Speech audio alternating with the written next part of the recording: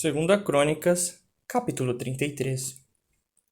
Manassés tinha 12 anos de idade quando se tornou rei e reinou por 55 anos em Jerusalém. Ele fez o que era mal aos olhos de Jeová, imitando as práticas detestáveis das nações que Jeová tinha expulsado de diante do povo de Israel. Reconstruiu os altos sagrados que Ezequias, seu pai, tinha demolido.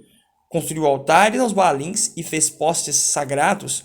Ele se curvou diante de todo o exército dos céus e o serviu. Também construiu altares na casa de Jeová, a respeito da qual Jeová tinha dito: meu nome estará em Jerusalém para sempre.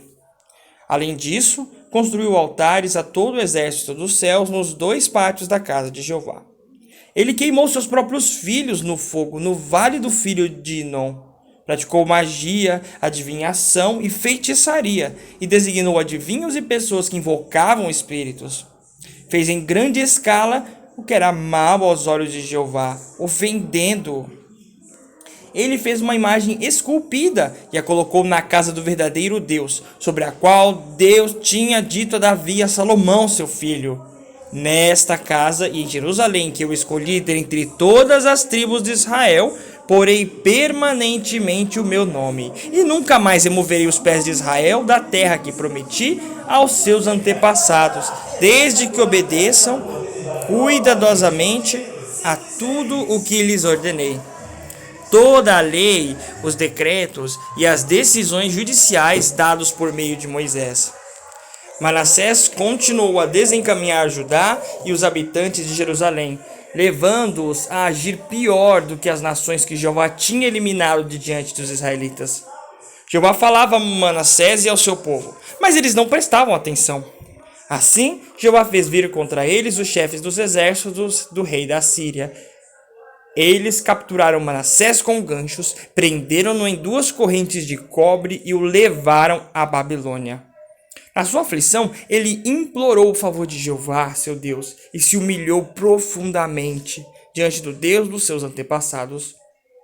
Manassés orava a ele, e ele se comoveu com as suas súplicas e o seu pedido de favor, e o trouxe de volta para Jerusalém para o seu reinado.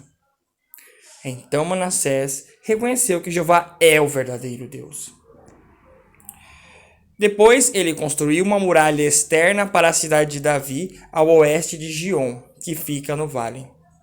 Ele a construiu até o portão do peixe. De lá, ele continuou a construir a muralha, rodeando a cidade até Ofel. A muralha era muito alta. Além disso, designou chefes do exército em todas as cidades fortificadas de Judá.